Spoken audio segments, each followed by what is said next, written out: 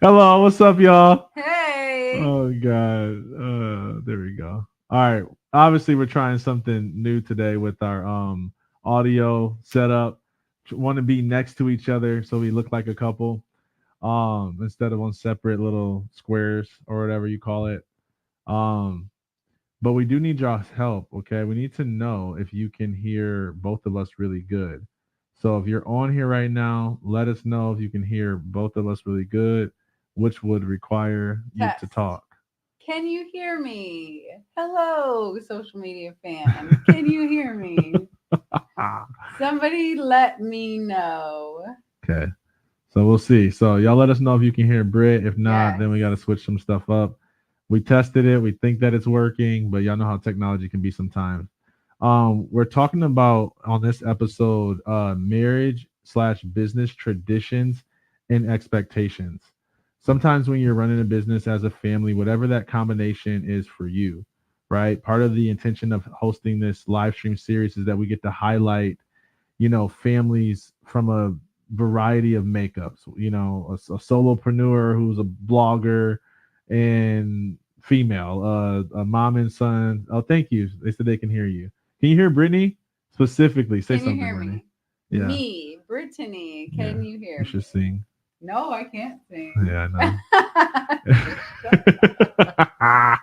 Anyways, so entrepreneur family combos, Yeah, I was just waiting sometimes to see how many you sometimes came up the with off the sometimes the cuff. man's the visionary and the wife's the supporter. Sometimes the wife's the visionary, the husband's the supporter. Sometimes they're not even both entrepreneurs. Sometimes Right. one has a 9 to 5 that they really love, Yeah. and the other one is an entrepreneur. Yeah. And that has its own, It does. pieces. It So does. that's it. Yeah. So yeah, go back to the thing. So let's get started, y'all. Let's just dive right in. So obviously I'm black, she's white, and um I'm from the hood and she is from the non-hood, the I'm from country. a very small town in Michigan. We had 2 street lights. It was technically called the Village, and I graduated with about 92 people. Okay. And like country music For sure. on the lakes, got a boat, like Camping, fam- family fishing. ate dinner I together didn't at hunt. 6 every We never night. hunted though. I was not a hunter. But your family hunted. Not They really. did? No. Your A dad didn't lot hunt? of people though. A lot of people in my town were hunting. We would take off November 15th for opening day of deer season. Right. So y'all get the point, right? That we come from two different sides of the world.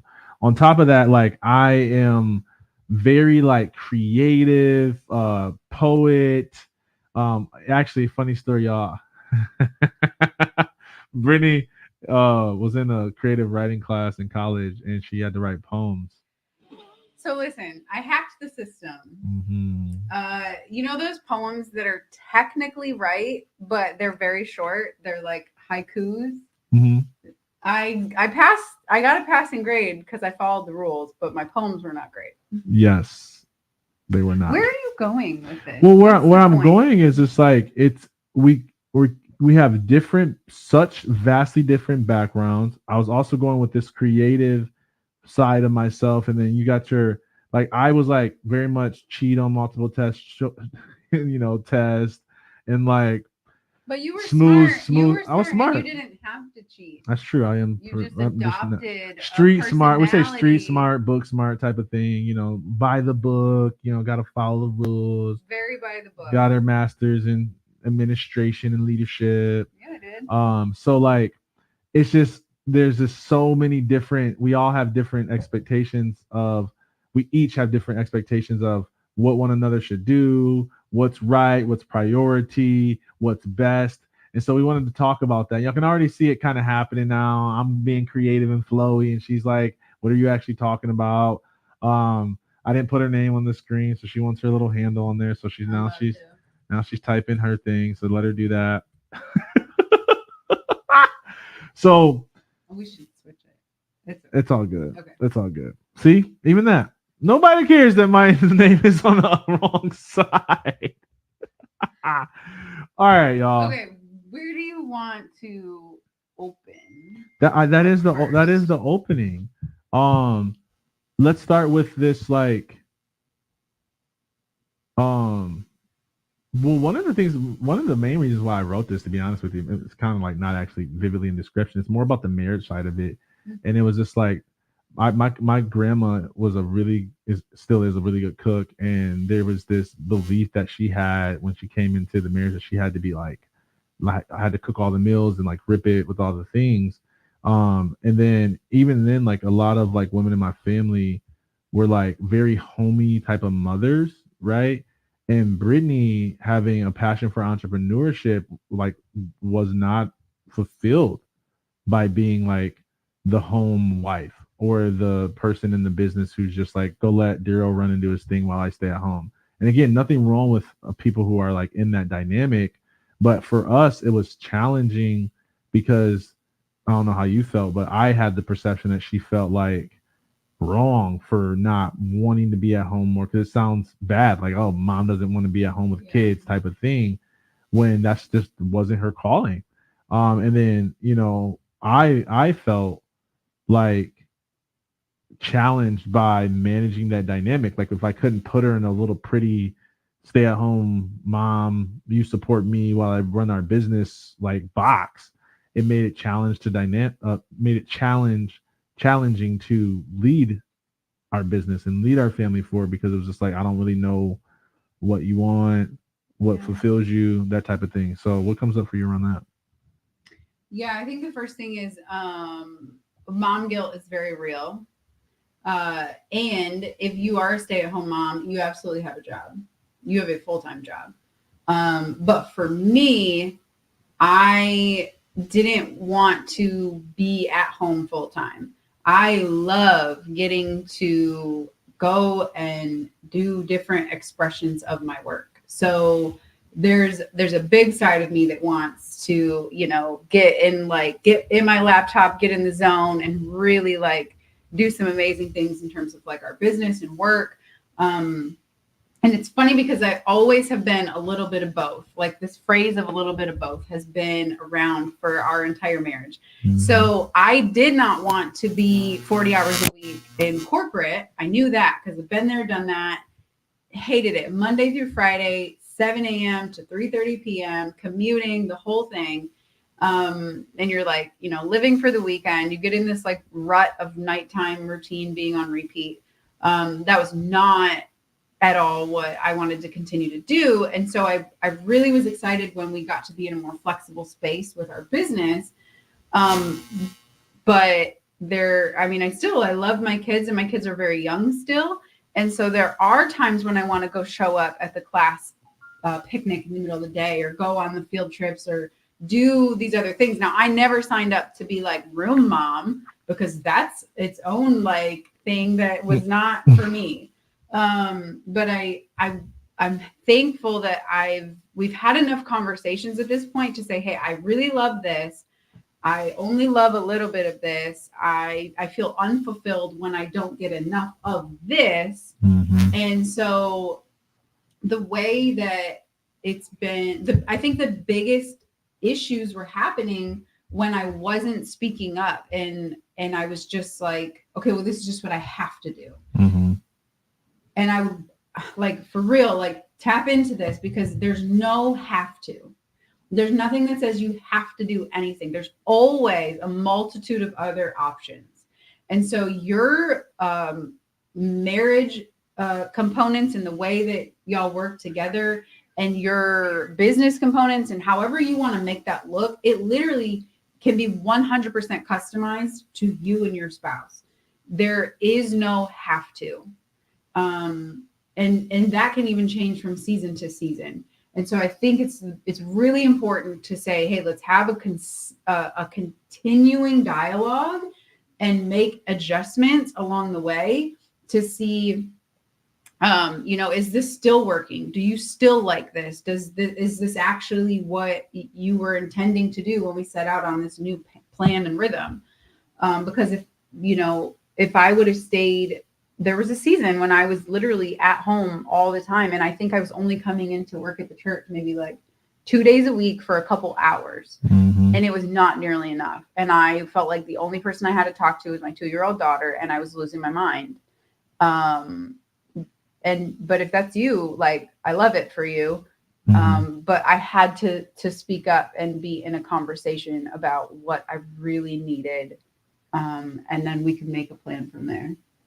100%. But as far as you like leading that forward, I know you felt stuck a lot because you're like, what do you like? Where is your role? What are your strengths in the business? Like, we get stuck on that because of the marriage dynamic. You're like, hey, if you were just like a straight up employee and we weren't married, it would be get your stuff together. It would be a very different conversation. So how many of you want to hear the story of when I fired Brittany at the church? I did a live about that. Did you really? Yeah. If enough people vote, I will tell y'all the story. Just tell it. If you say, I actually would rather tell it because if you comment story in the chat, I'll tell you the story. Well, it'd be cool to hear you tell it and then me tell the actual version. Tell it. Go watch my live. So if enough people comment, if we get, let's see, it's like six people here. If we get 4 of y'all, 4 people to say story in the chat, we'll tell the story about when I fired Brittany. Where's it at? It's there in there. Oh. So anyways, I see Adrio, however that is. I see It's Honey. Appreciate you, Alex, Manny. What's up? Official Mike White, baby. What's up? Alex Marina, it's good to see y'all. Comment. What did I say? Story. If y'all want me to tell the story. Fired. No, just keep it the same thing. Story. What's up, Natasha? Story. If y'all want me to tell the story when I fired Britt. Anyways, we'll wait to see if that comes through. But I think a lot of men are like this, and leaders in general, regardless of gender, is like, we see your vote on the story. Is that we want to have clear things, clear guidelines, so that we can fix stuff and that we can lead. And it was like too much of like you in the wrestle of like, I do want this, but it's like I never really always. It wasn't clear. It wasn't like, this is what I want to do. It was just like, well, yeah, I want to do business and I want to be at home. I'm like, well, how much? Well, I don't know. Sometimes I feel bad. I'm like, okay, that's not helpful. that's not helpful for me to be like, okay, now I know how to handle this. And when being in business together, it's like, man, I'm trying to like move things forward, and she's in like this wrestle with her identity and what social norms are and all this stuff, that I'm like, man, if I fire her, if I yell at her, if I replace her in the business, I might not get no booty at night. You are so fired. Too honest? Is that too honest? Y'all get the point. Like it might affect us at home. I was gonna say in the bedroom, but let's not. At home. Yeah, at home. Yeah. Come on, where are my guys? Don't leave me hanging. Don't leave me hanging up here. And again, part of it is just having patience, right? It's like sometimes, regardless of that dynamic or not, it's like if you are wanting to move forward, either one of you in your business, and again, people have different contacts, but if you want to move forward in your business, if one is ready to go and locked and loaded, and the other's in a thing, in an identity crisis, in an indecision, in a hesitation, whatever that is, it stifles the speed at which we can move and do life and business together. And so I had to learn patience and learn how to be like, okay, like I want to do this thing right now, this month, this quarter, this year, but she's not ready, and I got to be okay with her holding us up. But seriously, I got to be okay with the fact that like there's a lag, and like, man, it might not happen this quarter. I might have to wait to Q3 or beyond in order to like really, be able to advance this particular initiative that I'm looking to advance. So there's a lot of me like just saying I'm just going to do it regardless, and then learning that created, like, from my perception, some insecurity, where it's like, okay, I'm disposable now. Does he not need me? Or like he thinks he could do this without me. I don't know. How did you feel about that? What piece? like I'm even thinking about some of the investments that we made early on in our business of like I'm like trying to ask your opinion about it, and then you're like not actually giving me a like yes I'm full like I'm about it, let's do the thing full in, and then like you're in like indecision around it, and I'm like all right, I'm hiring the coach. Okay, so because we just talked about this yesterday. Did we go for it? Yeah.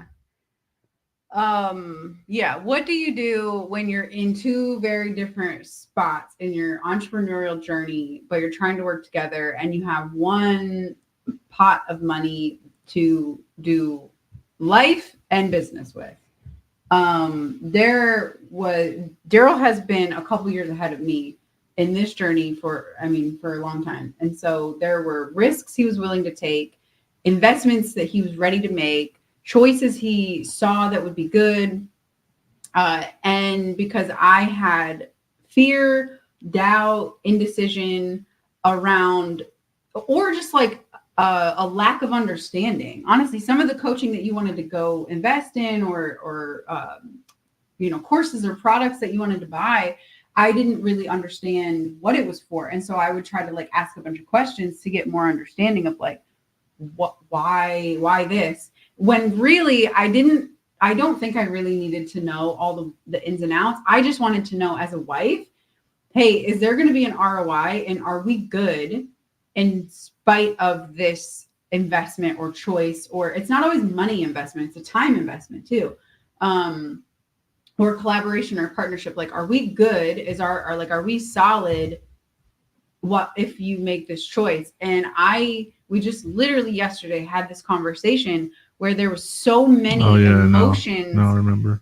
swirling around some of that because of what I was in at the time. Like I was on the fence sometimes of like, is this even the direction that we're going? Like, he's like, that's my sparkling Oh water. my god, I hate sparkling. He's like, 2 feet in, ready to go, and I'm still trying to feel safe enough about it. Mm-hmm. And I have had to do some, we call it emotional accounting, where you have like, on the balance sheet, you have those uncategorized expenses.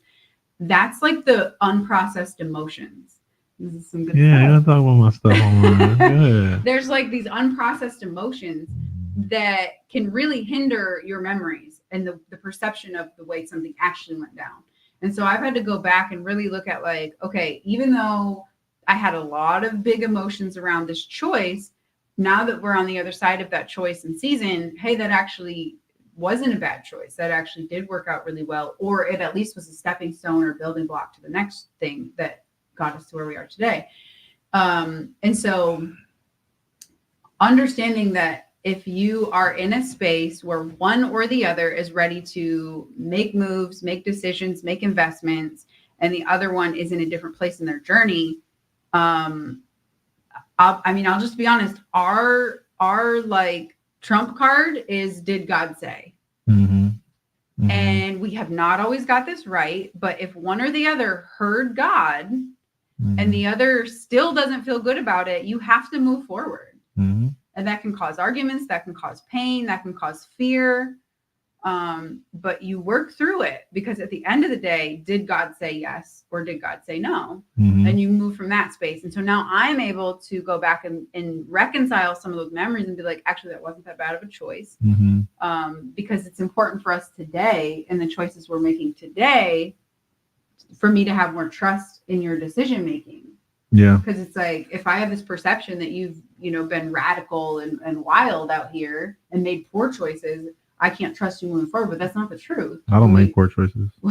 That's not the truth. When we look at the past, and did God say, is the trump card. I love it, and the example that I was sharing with her, and this applies like to any like team dynamic in general. We're just talking to the context of marriage, but it was just like I learned this principle of like buy-in and how to like actually achieve at a high level with team when I played sports, and we had one coach where we went. I think we were like, I don't know, we had a winning season. We were ranked 23rd in the nation, and then we went from that winning culture to the next season. I think we only won 3 games and we lost like 9.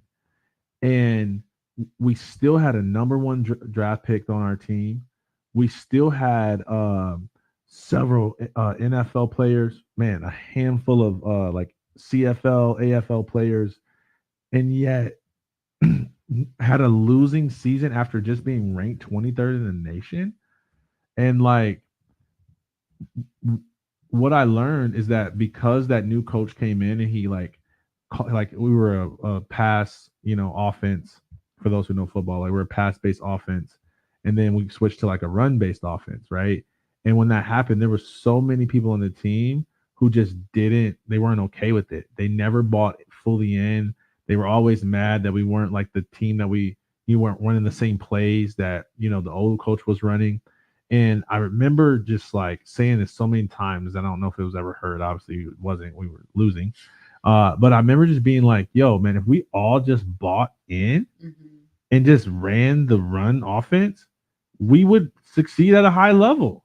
But it's the half bought in this because I don't agree with the play that stifles the results. Yeah, that. And there was too many times where it was just like a half agreement from one of us. Yeah.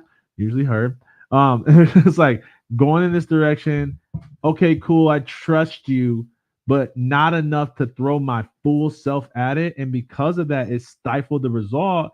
And then it ended up creating what she or the other person feared, which was a failure, or we didn't make a good ROI like we had planned to, or the plan didn't work out, or we never used the thing because we never both bought in. Yeah. And so I always say, even within our team, it's like, hey, I want to hear your authentic feelings about this. How do you feel about this decision? Because your employees, your spouse will not tell you how they actually feel. They will lie to you. They will lie straight to your face. There is a real thing called the meeting after the meeting in corporate culture in any small business. It's like you have the meeting, everybody agrees, cool, we're going to do this thing. The visionary seems excited. The man seems excited. Whoever is in charge seems excited. So everybody else is like, cool, yeah, we're in. And then after the meeting, they're like, man, like all the grumbling. Sure? I don't know Really what, man. It's They don't know how much work it's gonna take. Da da da da. And then there's like it's not a fully bought in, and if people would just leave. And so I like to hold space for that, and then that way I can say like, hey man, if you don't disagree, like speak up, or if you do disagree, speak up. And then from there, be like, okay, cool, I hear you. I hear you. This is the direction we're going. Can you buy fully into this direction? And just like knowing that you feel this way, are you still committed to like give everything you got in this direction? Like I hear you, but I feel this is where we should head. And it's like, man, just the fact that they feel safe enough to go, I don't agree, gives them enough like, I don't know, wherewithal within to be like, cool, at least they know my opinion, know where I stand, and now I can buy in at the next level. And so, man, I think it's an important thing to really hold space for people's authentic feelings and not just expect them to perform because they should. And then create some synergy around that decision so you don't stifle the results because everybody's not fully bought in and invested to the direction. Yeah, if you think about it like cliff jumping, cliff diving, and you have to or parasailing, I think, like over a cliff, and you have to get a running start, right? And you jump off the cliff. If you stutter step right before you jump, you are going to smash your face on the rock. Like you are not going to get the momentum and the altitude and the distance that you need to have a safe and enjoyable trip down. Same thing, like have the conversation, get all the real feelings out on the table. Maybe people are not in full disagreement, but maybe we have some concerns. And so I'm on the fence. And me bringing it to the table, hey, visionary, maybe you can alleviate some of these concerns, or maybe you have the same concerns, and at least now I just don't feel alone in my concerns. Because we've made decisions like that before too. Like we both have the same set of concerns. We don't stop moving forward, but at least we know we are on the same page and can like relate to each other. So that stutter step has hurt us before in business and in life, in doing life together. Like legit, we talk about this a lot, like decision making. We've worked really hard over the last couple of years to get better at decision making in a timely fashion. We still have growth to do in that area, but like we can see the, like you just literally said yesterday, like seize the opportunity of a lifetime within the lifetime of the opportunity. Mm-hmm. There is no stagnation. There's like ripe and growing, or ripe and rotting, or green and growing. Mm-hmm. Like sitting in neutral does not exist. Mm-hmm. You're either moving forward or you're going backwards. And so if you're in this indecision phase, Mm-hmm. there's a very short window where before things start to deteriorate and you don't even have the same decision to make that you did before. It costs money. It costs like very real example, deciding to go to an event or not. Those plane tickets go up in price every day that you get closer. Man, we waste so much money on that. We've wasted so many resources. Like, yeah, it's cash, but it's like it's resources to do good work and live amazing lives. Like we've wasted resources in indecision because the plane ticket doesn't get any cheaper. The hotel goes up the closer you get. Whatever that looks like sitting in indecision can cost you. And then you think about the mental emotional bandwidth of sitting in indecision. But do you want to go back? This is good stuff. But do you want to go back to the traditional conversation? No, this is good. I think what we're talking about is super valuable for people who are in that situation. And again, from a team standpoint, just getting that buy-in, having that congruency, holding space for that honesty is so important. So really, really love that. And there's a need for real trust, right? You have to trust. And for me, you've mentioned something earlier. You said like we come, one of the things we do is we say, well, did God say? Yeah. And it's like sometimes, God speaks to me through her and vice versa, right? Like it doesn't always come directly to me or directly to her. And like I'll give you an example of a time there was a time I was working at this church, and this addiction recovery ministry came in and was like, hey, can we host our meetings there?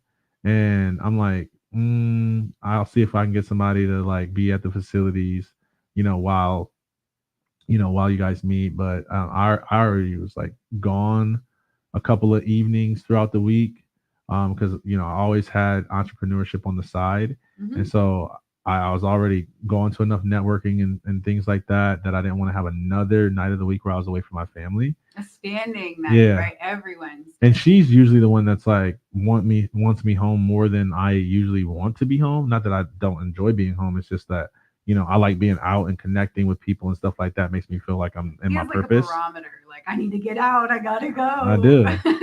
And so like I remember coming home and being like, hey man, like this guy came, was talking about like they want to host this meeting at the church, and it's like just another thing. And I thought she was gonna be like, don't. And she was like,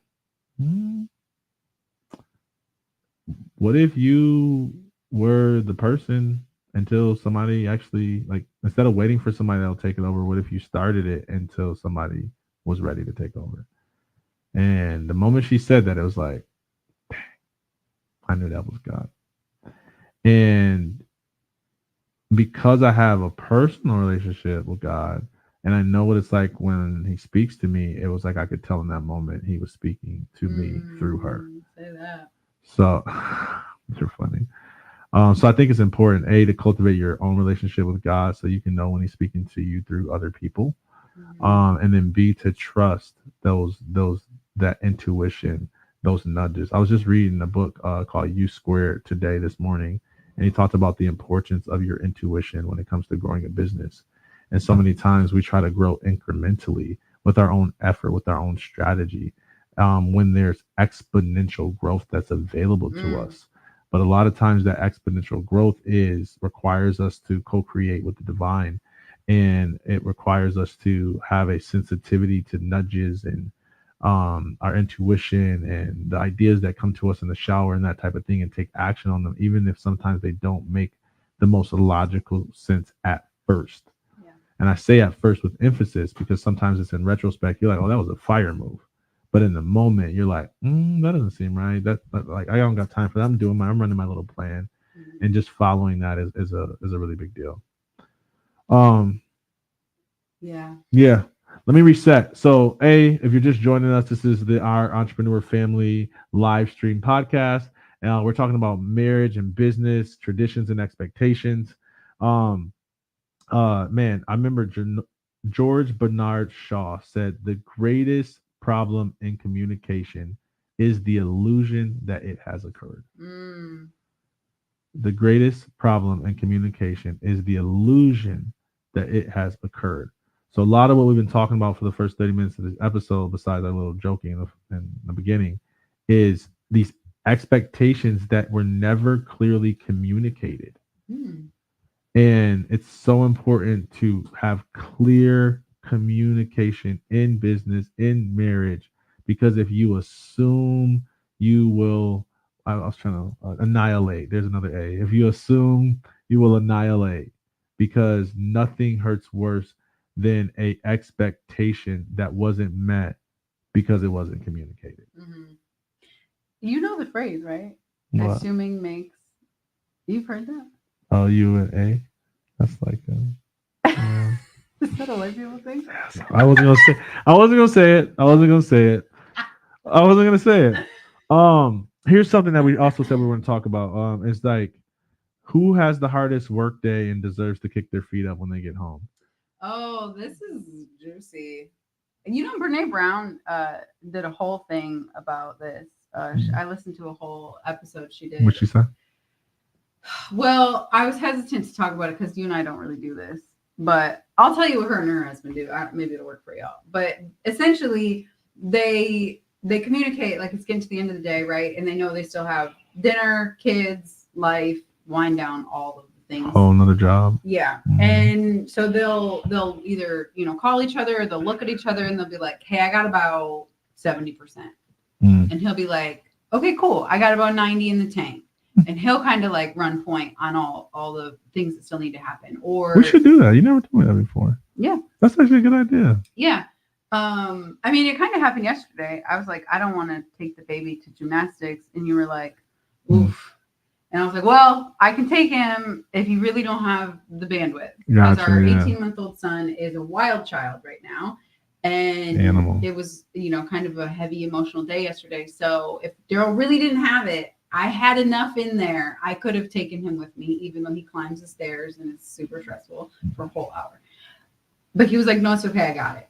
And so even that little bit of back and forth and the willingness to be like, I can if you really can't. And then the honesty to be like, no, I got it. Let's just adjust this piece. He was like, I hate when he screams when you walk out the door. And so then it was like, maybe I can do something to help that. There's nothing to help that. But I heard his pain point and, it was received. But that's what her and her husband do is it's like, but I think for that to even work, what I'm saying is there has to be an honesty and there has to be a willingness to serve, because we can always make the case that our day was harder than yours. Mm-hmm. But if that's not true, don't pull that card if it's not true. And if you really do have some in the tank. Mm-hmm. And it does. I was gonna say it doesn't matter who had the harder day. Like that's why I like the little percentage thing. I think it's actually a good little tip. We should start doing that. But because it's like I could have had the hardest day in the world, and you could be sitting on pillows or something. But maybe you're just tired or want to break. And I just think like that communication of like, hey, here's where I'm at. Like in coming to an agreement is a really good strategy. Yeah. Because it's like it takes us out of the competitiveness. Like, and it's not even like we're really competing, but it's like you have that feeling of like, man, I worked really hard today. Like you've been in meetings, chilling, connecting with people. I've been like actually grinding. And so like, I don't want to do dinner. I don't want to do the kids. Like you can do that. Like not in like a competitive way, but just in like your turn. You're past the baton. And it's just like, well, no, because I still feel drained and da da da. So I love the percentage because it's like, all right, cool, we're in this together. Like I got a little bit more in the tank than you. Cool. You know what I mean?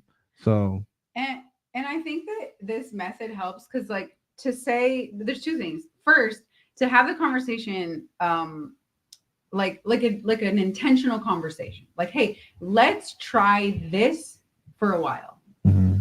So that when you get to the end of the day and you get in that dynamic, you have a pre you have a foundation laid, like you have an understanding that you're both operating from, Mm-hmm. versus trying to figure it out in the moment at the end of a hard day when you do have all those tasks in front of you. Like, that's Mm-hmm. not the time to have a conscious conversation about how the best way to navigate this is. Mm-hmm. Have the conversation ahead of time, make the decision and the commitment, and then see how it plays out over the next little while. That's number one. Number two, Lost it. no, it's right there. Hold on.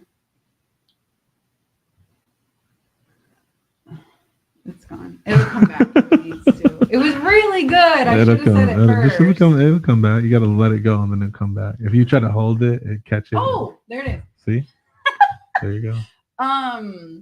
We don't decide like, okay, Daryl, you're on dinner Monday, Wednesday, Friday. Britt, you're on dinner Tuesday, Thursday, Saturday, free for all Sunday. Like, we are not that structured. Maybe that works for you.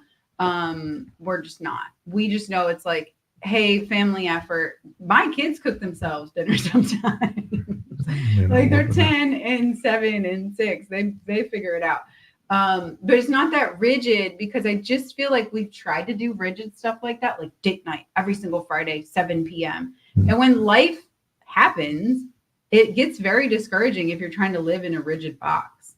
So same thing for like, family chores, responsibilities, expectations, like outside of, there's very few things that we're like, this is only you and this is only me.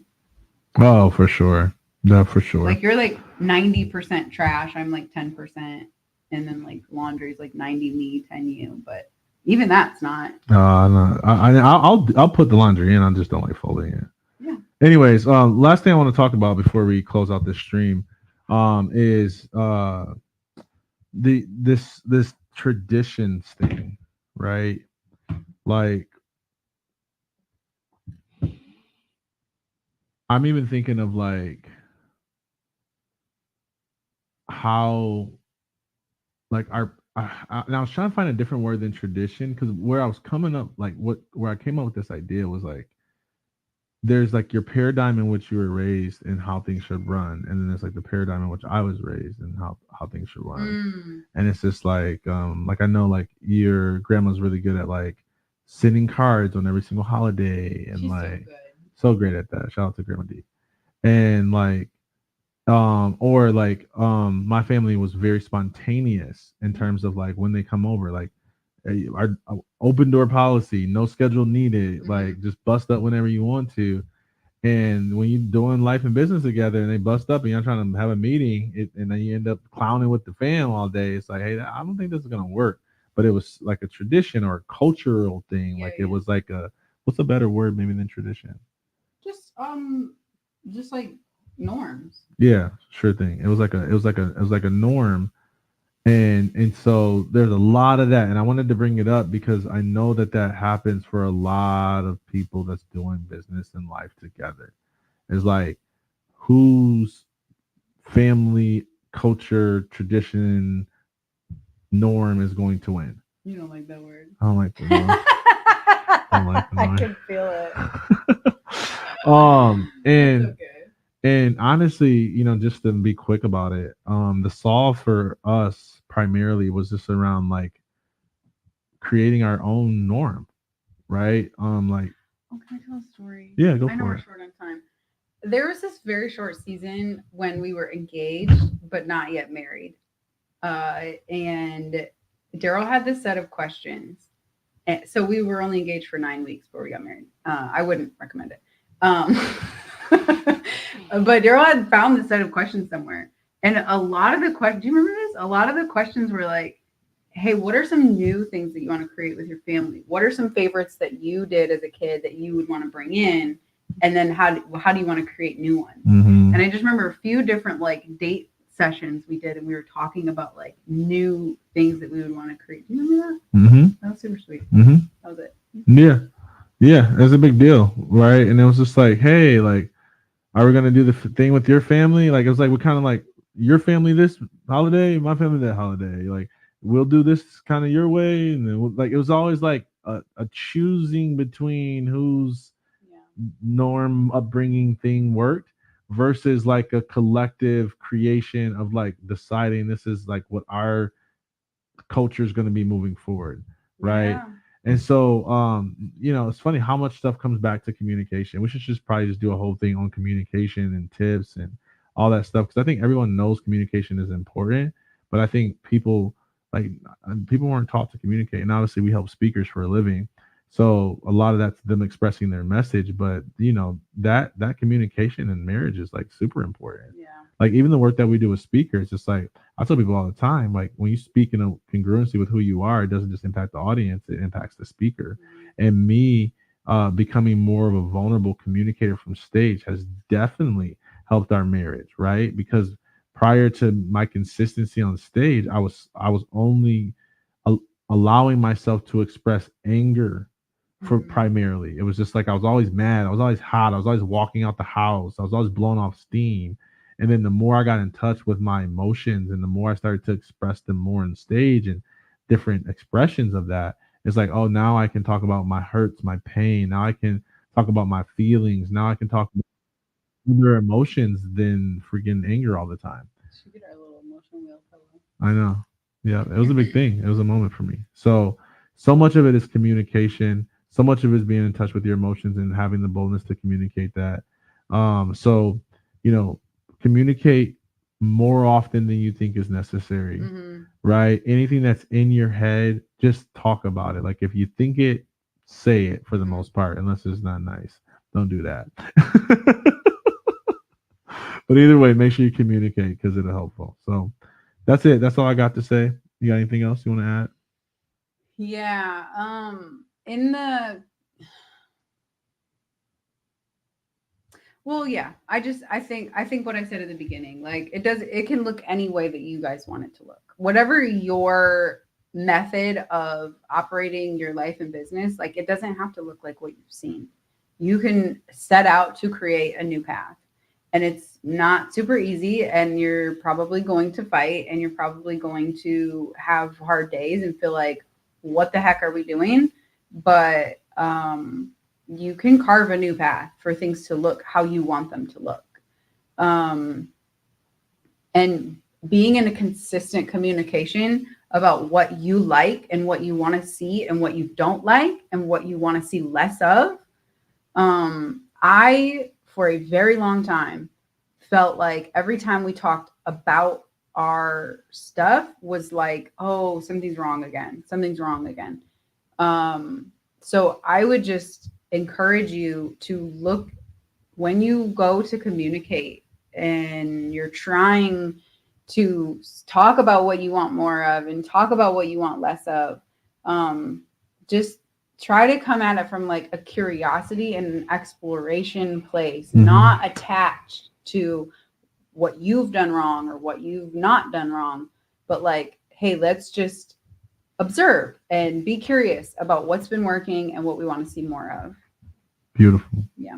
I think that's a great way to end because we can plug our last episode. We talked about how to do the work in marriage. So you can go on YouTube and find that stream where we talked about that, and it was all around that type of dynamic, kind of just solely focused on that. Other thing, I'll just run a quick commercial here, y'all. We're hosting a TEDx event in Metro Atlanta, June 22nd. Yep. June 22nd. And so we'll drop a banner here, TEDxAlexanderPark.com. It's already up there actually. Um, let's see right there. TEDx, let's see it scrolling at the bottom of the screen, TEDxAlexanderPark.com. Oh man, got an amazing lineup of speakers. So many people are going to be there. What's some of the names? Jen Gottlieb, Yep, Jen's going to be there. Jessica Lundy, Jessica's going to be there. Coach Chris My Crumpler. guy's going to be there. Yeah. We've got a professor from Georgia Tech talking about AI and how to save the coral reef. Yes. Tim Turner talking about food insecurity Yes. and how to battle hunger Yeah. and how we don't have to anymore. Nobody needs to be hungry anymore. Yeah. Yeah. And he's got a really amazing process for that. Yeah. What's Stella talking about? Huh? Stella. Ooh, how to not start over and start from scratch as an immigrant in the United States. Do you know that there are so many immigrants that come over here with professional backgrounds and high education degrees and end up working minimum wage jobs because their stuff doesn't transfer over? She was telling me all about this, and my jaw hit the floor like multiple times on the call. And anyways, her and her husband have an amazing organization that they run that helps people to not have to start over when they immigrate here. Yeah. And there's more speakers. Go to our website, you'll see more speakers. Carrie Thiel and Christine Dorchek, they actually founded Gray 2K USA. Anyways, they took down a multi-billion-dollar greyhound racing industry.